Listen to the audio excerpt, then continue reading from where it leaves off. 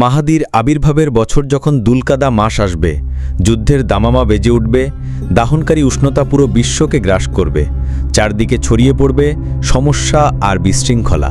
প্রতিটি স্থান পরিণত হবে যুদ্ধক্ষেত্রে।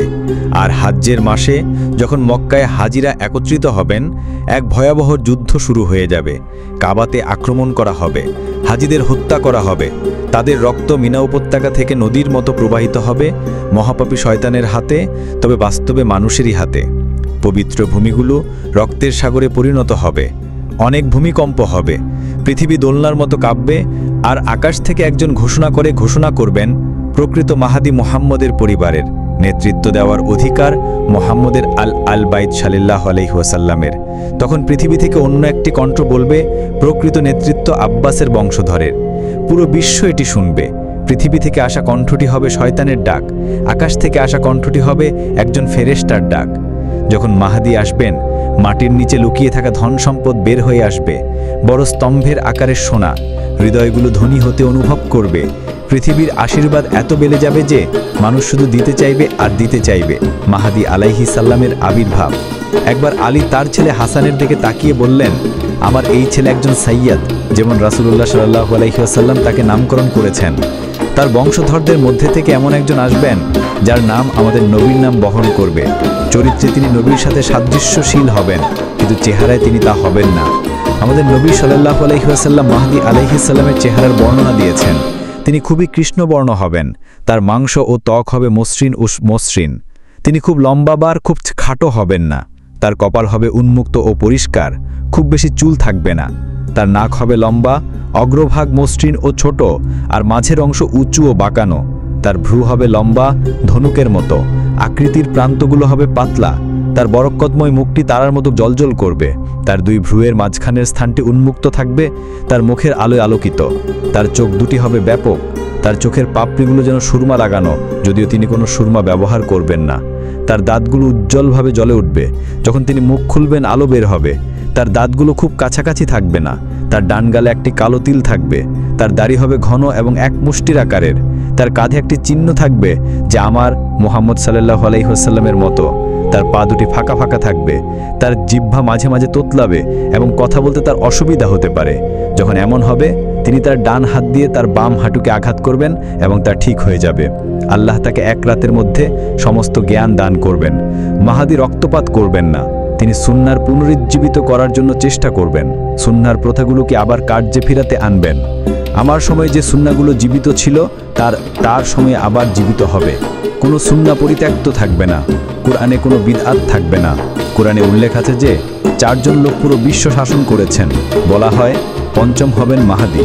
তিনি এমন এক সময় আসবেন যখন বিদআতকে সুন্নাহ বলে ভুল করা হয় এবং তিনি যা ভেঙে গেছে তার পুনরুদ্ধার করবেন। ইসলাম আসর আসাদায়ের মতোই একই সজীবতায় আবার উজ্জ্বল হবে। হাদিসে তার মাথার আবৃত্তিরও উল্লেখ আছে। মাহাদি কখনো তার মাথা থেকে সুন্নাহর পাগড়ি সরাবেন না।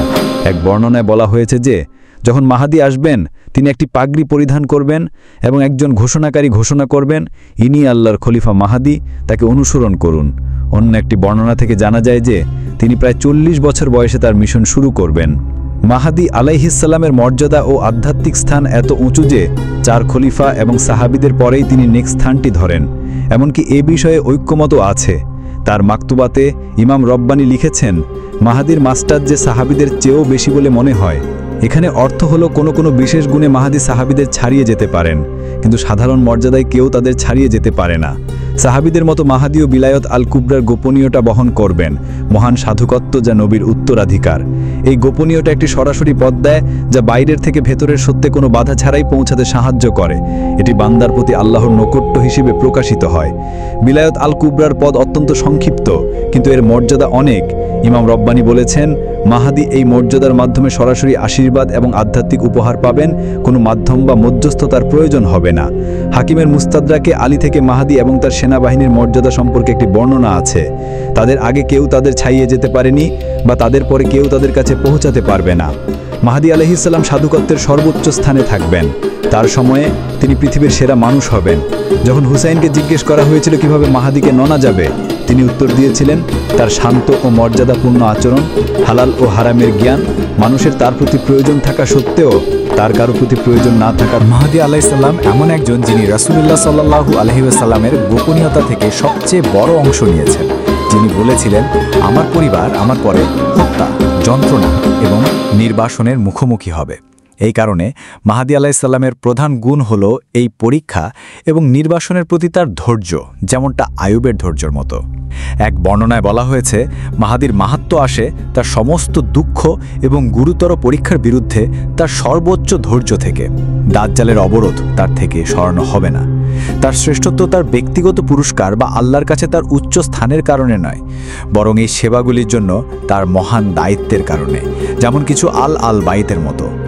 তাকে জান্নাতে সুসংবাদ দেওয়া হবে, এমনকি এই পৃথিবীতে থাকা অবস্থাতেও।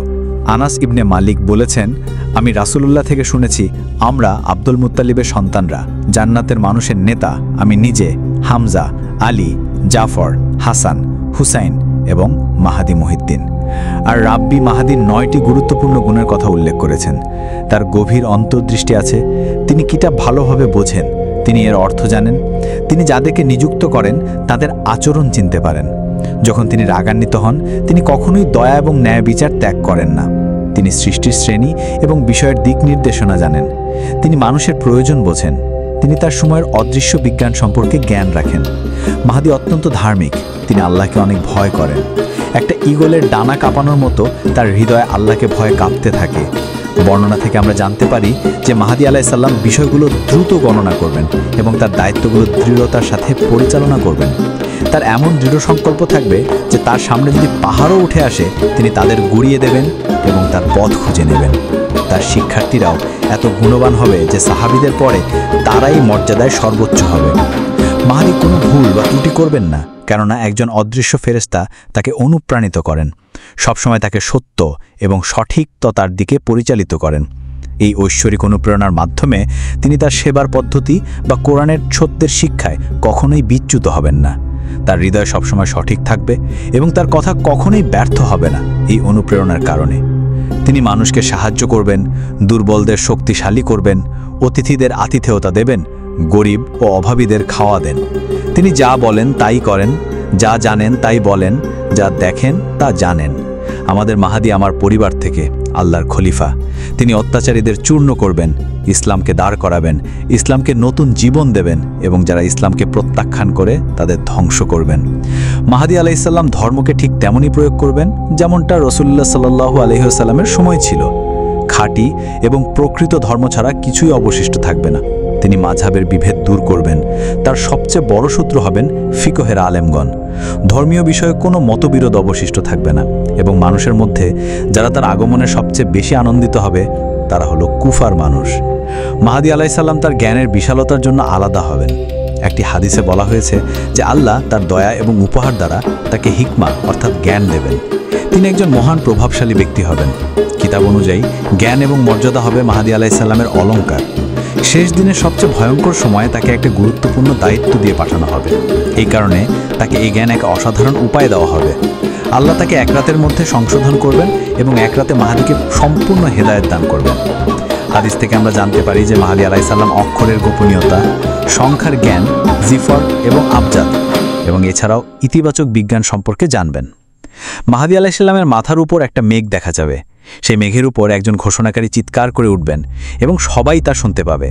ঘোষণাকারী মেঘের নিচে মাহদী আলাইসাল্লামের হাত ধরবেন এবং তার কাছে আনুগত্যের শপথ নেবেন। তারপর চিৎকার করে বলবেন, ইনি আল্লাহর খলিফা মাহদী, তাকে অবিলম্বে অনুসরণ করো। আল্লাহ তার মাধ্যমে তার শক্তি এবং ক্ষমতা দেখাবেন এবং তাকে বিশ্বজুড়ে ইসলাম ছড়িয়ে দিতে আদেশ করবেন। তিনি শিরক এবং অবিশ্বাস দূর করবেন। রাসূলুল্লাহ সাল্লাল্লাহু আলাইহি ওয়াসাল্লামের পবিত্র পোশাক, বরকতময় তলোয়ার এবং বরকতময় পতাকা, কালো মুখমলের একটি পতাকা যার উপর চিহ্ন আছে, মাহদী আলাইসাল্লামের সাথে থাকবে। যতক্ষণ না এটি মাহদীর কাছে পৌঁছায় এ পতাকা তার স্থান থেকে সরানো হবে না। এখন এর অবস্থান অজানা। যখন মাহদী একটি শুকনো লাঠি শুকনো মাটিতে রোপণ করবেন তখন সেখান থেকে সবুজ পাপা গজাবে। যখন মানুষ তার কাছে আনুগত্যের শপথ নিতে আইবে তারা বলবে, আপনি যে আল্লাহর খলিফা তা প্রমাণ করার জন্য আমাদের একটি অলৌকিক ঘটনা দেখান। তখন মাহদী আলাইহিস সালাম তার বরকতময় হাত আকাশের দিকে উড়ে যাওয়া একটি পাখির দিকে তুলবেন এবং পাখিটি তার হাতে পড়ে যাবে। যখন অবিশ্বাসী এবং মুনাফিকরা শুনবে যে মাহদী আলাইহিস সালাম মক্কায় এসেছেন এবং মানুষ তার কাছে আনুগত্যের শপথ নিয়েছে, তখন তারা তাদের শেষের ভয়ে একটা বিশাল সেনাবাহিনী জড়ো করবে। এই সেনাবাহিনী যখন মদিনা থেকে মক্কার দিকে মার্চ করবে, তখন একজন বেদুইন মহিলা তাদের দেখে বলে, আমার জীবনে আমি এমন বিশাল সেনাবাহিনী কখনো দেখিনি। ধুলোর মেঘ এত ঘন ছিল যে কেউ কিছুই দেখতে পারছিল না। কিন্তু যখন সে তার পশুদের দুধ দোহানোর জন্য চলে গেল এবং ফিরে আসলো, তখন সে দেখল যে পুরো সেনাবাহিনীটি অদৃশ্য হয়ে গেছে। হতবাক হয়ে সে আশেপাশের লোকদের জিজ্ঞেস করে, কিন্তু কেউ সেনাবাহিনীটি দেখেনি। এর কারণ হলো আল্লাহ মরুভূমিতে একটা বিশাল ফাটল খুলে দিয়েছেন এবং পুরো সেনাবাহিনীটিকে মাটির নিচে গিলে ফেলেছেন। তাদের কোনো চিহ্ন অবশিষ্ট ছিল না। আকাশ থেকে একজন ঘোষণাকারী কথা বলবেন, হে মানুষ, আজ থেকে আল্লাহ অত্যাচারী, জালিম, মুনাফিক, মিথ্যাবাদী, অবিশ্বাসী এবং তাদের সমস্ত অনুসারীদের ক্ষমতা, শক্তি, শাসন, গর্ব এবং গৌরব কেটে দিয়েছেন। এখন থেকে কোনো অবিশ্বাসী, কোনো মিথ্যাবাদী, কোনো মুনাফিক আর কখনো বিশ্ব শাসন করবে না। হে মানুষ, আল্লাহ তোমাদের উপর মুহাম্মদ সাল্লাল্লাহু আলাইহি ওয়াসাল্লামের উম্মার সেরা ব্যক্তিকে স্থাপন করেছেন, মাহদী আলাইহিস সালাম, আব্দুল্লাহ ছেলে, যার নাম মুহাম্মদ। হে মানুষ, তাড়াতাড়ি করো এবং একত্রিত হও। মাহদী মক্কায় এসেছেন। তিনি সেই ব্যক্তি যিনি হেদায়েতপ্রাপ্ত এবং যিনি অন্যদের হেদায়েত দেবেন। আলী বলেছেন যে কাবার ভিতরে একটি ধন সম্পদ আছে। আল্লাহ মাহদী আলাইহি ওয়াসাল্লামকে অনুমতি দেবেন এবং তিনি সেই ধন সম্পদ বের করবেন। তিনি পৃথিবীর থেকে শিরক দূর করার জন্য এটি আল্লাহর পথে সব ব্যয় করবেন। সাকিনা সিন্দুক, যার মধ্যে মুসা আলাইহি ওয়াসাল্লামের লাঠি এবং জুতা এবং তাওরাতের ফলক রয়েছে, তা আন্তাকিয়ার গুহায় আছে। মাহদী সেখান থেকে সিন্দুকটি বের করে আনবেন। এটি বহন করে মাহদী আলাইহি ওয়াসাল্লামের সামনে স্থাপন করা হবে যখন তিনি মসজিদুল আকসায় ইমাম হিসাবে উপস্থিত থাকবেন। যখন ইহুদিরা এটি দেখবে, তারা সবাই মুসলিম হয়ে যাবে, শুধুমাত্র একটি ছোট্ট দল ছাড়া যারা অস্বীকার করতে থাকবে। ইরানের খোরাসান প্রদেশ থেকে কালো পতাকা বহনকারী সেনাবাহিনী মাহদী আলাইহি ওয়াসাল্লামের কাছে তাদের আনুগত্যের শপথ পাঠ করবে। পরে তারা নিজেরা সেনাবাহিনীতে এসে তাকে সমর্থন করবে। মাহদী আলাইহি ওয়াসাল্লামও আমাদের নবী সাল্লাল্লাহু আলাইহি ওয়াসাল্লামের নবুয়তের মোহর বহন করবেন। এটি অনেক হাদিস সংগ্রহে উল্লেখ আছে, যার মধ্যে হাকিমের মুস্তাদরাকও আছে এবং বুখারী ও মুসলিমের শর্ত অনুযায়ী এটি গৃহীত যে এই কালো পতাকার লোকেরা মহান সাহস দেখাবে। তোমাদের ধন সম্পদের কাছে 3 জন লোক যুদ্ধ করবে, তাদের প্রত্যেকে একজন খলিফার পুত্র, কিন্তু কেউ খলিফা হবে না। তারপর পূর্ব দিক থেকে কালো পতাকাবাহী লোকেরা আসবে এবং তারা এমনভাবে যুদ্ধ করবে যা কোনো জাতি এর আগে করেনি। নবী সাল্লাল্লাহু আলাইহি ওয়াসাল্লাম তখন আরও কিছু বলেছিলেন যে আমার মনে নেই, কিন্তু তিনি বলেছিলেন, যখন তোমরা এই কালো পতাকাবাহী ব্যক্তিকে দেখবে, তখন তার কাছে যাও এবং তার কাছে আনুগত্যের শপথ করো, এমনকি যদি বরফের উপর হামাগুড়ি দিয়েও যেতে হয়, কারণ তিনি আল্লাহর খলিফা মাহদী। অন্য এক বর্ণনায় কিতাবের শেষে বলা হয়েছে যে মাহদী আলাইহি ওয়াসাল্লাম এই কালো পতাকা লোকদের দ্বারা সমর্থিত হবেন এবং তারা তার সাথে একমত হবেন। সাইয়েদ আহমদ হুসামুদ্দিনের ইস্তিহারক নামা কিতাবে মাহদী আলাইহি ওয়াসাল্লামের জন্মস্থান সম্পর্কে লেখা আছে, মুসলিমদের মধ্যে একজন ব্যক্তি আসবেন, তার সম্মান ককেশাস পর্বতমালের উপর সূর্যের কিরণের মতো উজ্জ্বল হবে। এসবই দেখায় যে মাহদী আলাইহি ওয়াসাল্লাম তার 40 বছর বয়স পর্যন্ত তুর্কিদের মধ্যে তার মহান মিশনের বেশিরভাগ অংশ সম্পন্ন করবেন। তিনি জানবেন না যে তিনি মাহদী। এক রাতে আল্লাহ তাকে সমস্ত কর্তৃত্ব, জ্ঞান এবং ক্ষমতা দেবেন। 40-এর পরে তাকে মাহদী উপাধি দেওয়া হবে। তিনি 5, 7, 9 বা 40 বছর শাসন করবেন। পণ্ডিতরা বলেছেন যে তিনি প্রায় 80 বছর বয়সে মারা যাবেন, আর আল্লাহ সবচেয়ে ভালো জানেন। মাহদী আলাইহিস সালাম, ঈসা এবং দাজ্জালের সাথে যুদ্ধ। দাজ্জাল একজন ইহুদি বংশের লোক। তিনি শরীরে বড়, মোটা গঠন, পুরু ঘাড়, প্রশস্ত কপাল এবং বিভক্ত পা বিশিষ্ট। তার ত্বক চামড়া, তার গালে কিছুটা লাল, তার চুল কোঁকড়ানো, তার 2 চোখই ত্রুটিপূর্ণ। একটি চোখ অন্ধ হবে সবুজ কাঁচের মতো, কিন্তু দেখতে অক্ষম। অন্য চোখটি একটি বড় আঙুরের মতো ফুলে উঠবে, যার পাশে পুরো মাংস থাকবে। দাজ্জালের কোনো সন্তান থাকবে না।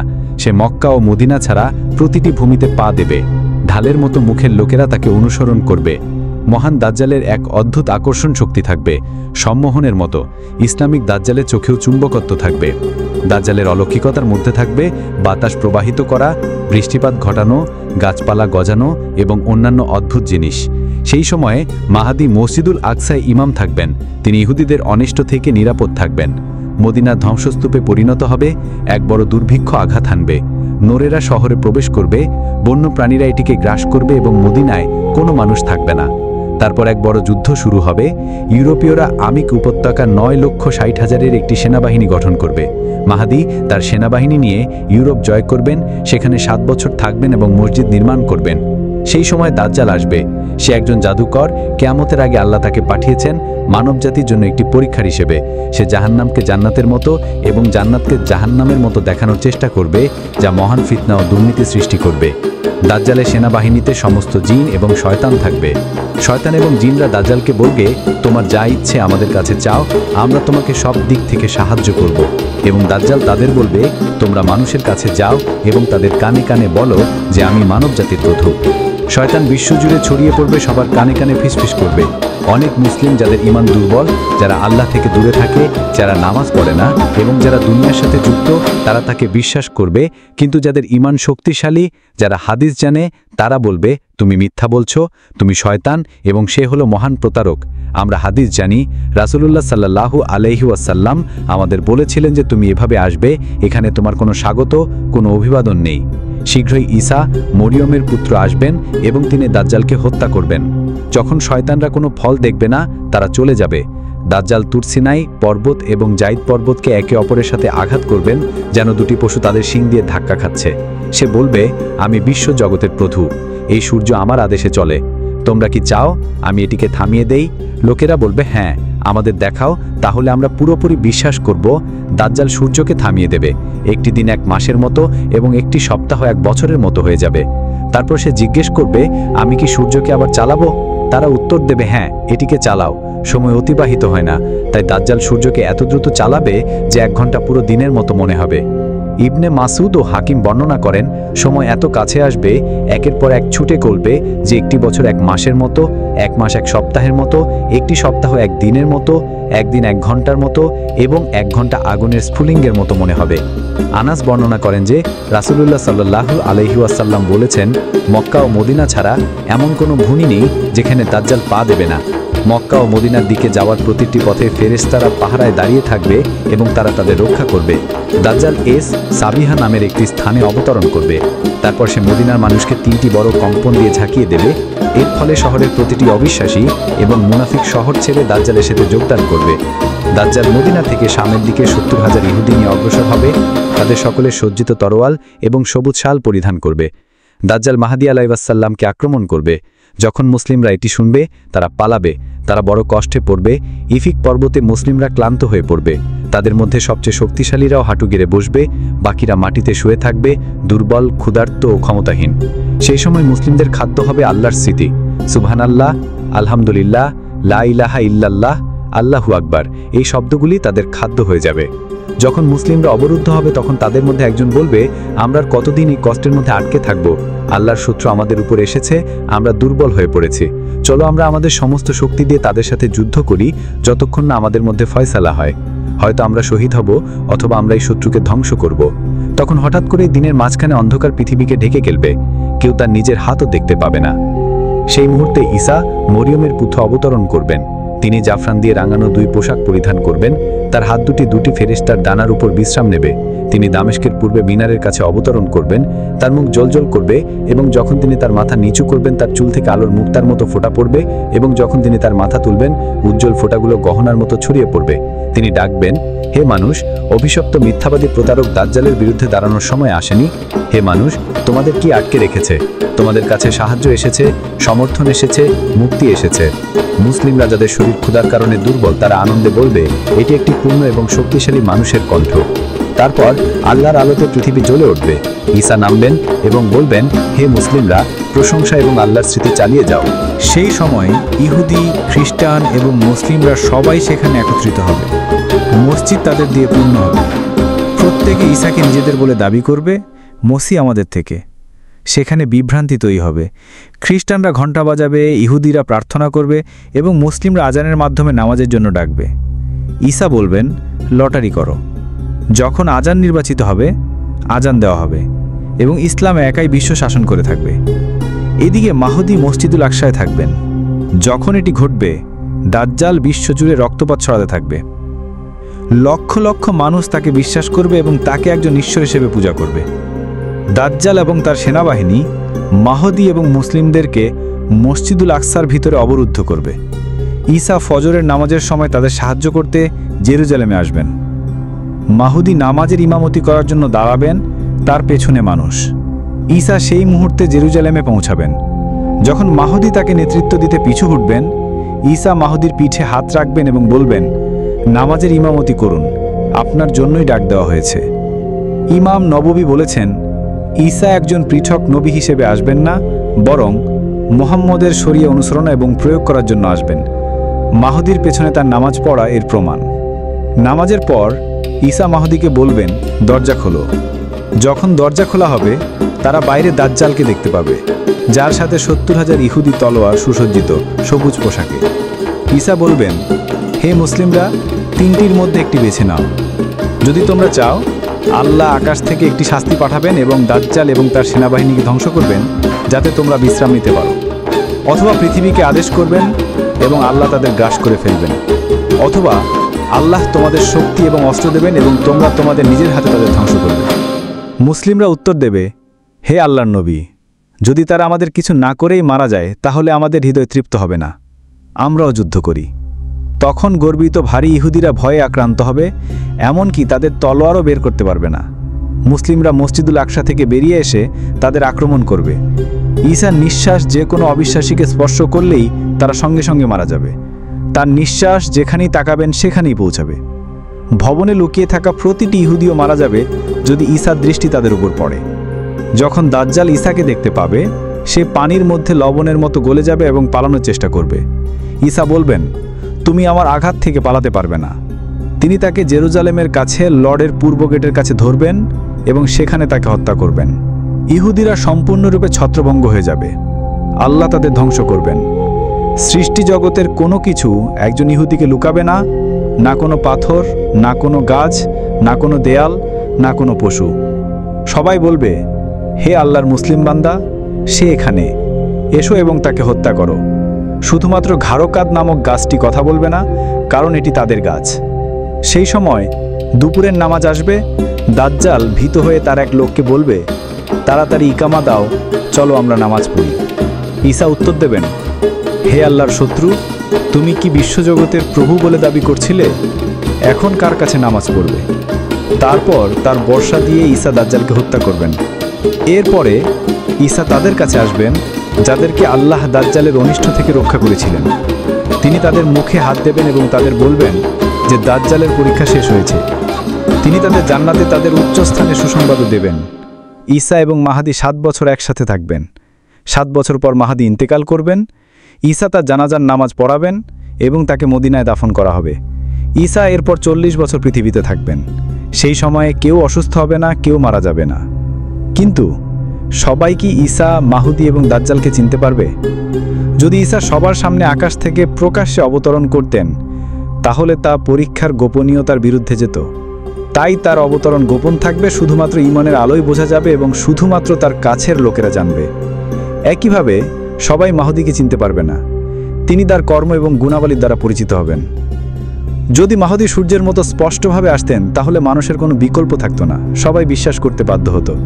তাহলে আবু বকর এবং আবু জাহালের মধ্যে কোনো পার্থক্য থাকতো না। যদি দাজ্জাল কিছু বর্ণনায় বর্ণিত তার মতোই আসতেন, একটি 30 মিটার প্রশস্ত গাধার উপর চড়ে, তার কপালে কাফির লেখা এবং একটি কণ্ঠস্বর বিশ্বজুড়ে শোনা যেত, তাহলে সবাই তাকে সঙ্গে সঙ্গে চিনতে পারত। কিন্তু এটি পরীক্ষার গোপনীয়তা ভেঙে দেবে। তাই এই বিষয়গুলো গোপন থাকে, চিন্তা এবং প্রচেষ্টার প্রয়োজন হয় যাতে পরীক্ষার উদ্দেশ্য প্রকাশিত হয়। এভাবে আবু বকরের মতো বিশ্বাসীরা সর্বোচ্চ স্থানে উন্নীত হন এবং আবু জাহালের মতো প্রত্যাখ্যানকারীরা সর্বনিম্ন স্থানে পতিত হন। যদি স্বাধীন ইচ্ছা কেড়ে নেওয়া হয়, তাহলে পরীক্ষার গোপনীয়তা হারিয়ে যায়। এই কারণে অলৌকিক ঘটনা বিরল এবং শেষ দিনের লক্ষণগুলো অস্পষ্ট বা ব্যাখ্যার উপর নির্ভরশীল। শুধুমাত্র একটি লক্ষণ ভিন্ন। যখন সূর্য পশ্চিম দিক থেকে উঠবে, সেই সময় অনুশোচনা এবং বিশ্বাস আর গ্রহণ করা হবে না, কারণ সব কিছু স্পষ্ট হয়ে যাবে। এমনকি আবু জাহালের মতো অবিশ্বাসীরাও তখন বিশ্বাস করত এবং তারা বিশ্বাসীর সমান হয়ে যেত। তাই আমাদের আশা করা উচিত নয় যে দাজ্জাল দাজ্জাল নামে আসবে। তিনি টাইটেল দ্বারা নয়, বরং তার অত্যাচারী শাসনের দ্বারা পরিচিত হবেন। অনেক মানুষ তাকে চিনতে পারবে না। শুধুমাত্র ঈমানের আলো যাদের আছে তারাই তাকে স্পষ্টভাবে দেখতে পাবে। যারা তাদের ইবাদতে সতর্ক, যারা মাহদীর গুণাবলী জানে, যারা তার কাজ অনুসরণ করে, যারা আল্লাহকে জানে এবং কুরআন বোঝে, যারা আল্লাহ পথে ত্যাগসাক্ষী করে এবং যারা মাহদী এবং দাজ্জাল উভয়ের কাজ অধ্যয়ন করে, এমন বিশ্বাসীরা দাজ্জালকে চিনতে পারবে এবং তার ফিতনা থেকে নিরাপদ থাকবে এবং তারা মাহদী এবং ঈসার সেনাবাহিনীতে যোগ দেবে। মাহদী হওয়া এক জিনিস, নিজেকে মাহদী মনে করা আরেক জিনিস। অনেক সময় অদ্ভুত লোকেরা নিজেদেরকে মাহদী বা ঈসা বলে দাবি করেন, কিন্তু মাহদী মানুষকে মাহদী হিসেবে তাকে অনুসরণ করতে বলবেন না। একজন নবী বলেন, আমি আল্লাহর রাসূল, আমাকে অনুসরণ করো, কিন্তু মাহদী বলবেন না, আমি মাহদী, অনুসরণ করো, অথবা তোমরা অবিশ্বাসী। বরং তিনি ইসলামকে আহ্বান করবেন। প্রত্যেক যুগে এক ধরনের মাহদী চেতনার প্রয়োজন হয় বিশ্বাসীরা হতাশা থেকে বাঁচানোর জন্য। এভাবে প্রতিটি যুগের মাহদীর অর্থের একটি অংশ থাকে। বদিউজ্জামান সাঈদ নুরসি মাহদী সম্পর্কে মূল্যবান শিক্ষা দিয়েছেন। সবচেয়ে গুরুত্বপূর্ণ একটি হলো এটি, এই সময়টি ব্যক্তিদের সময় নয়।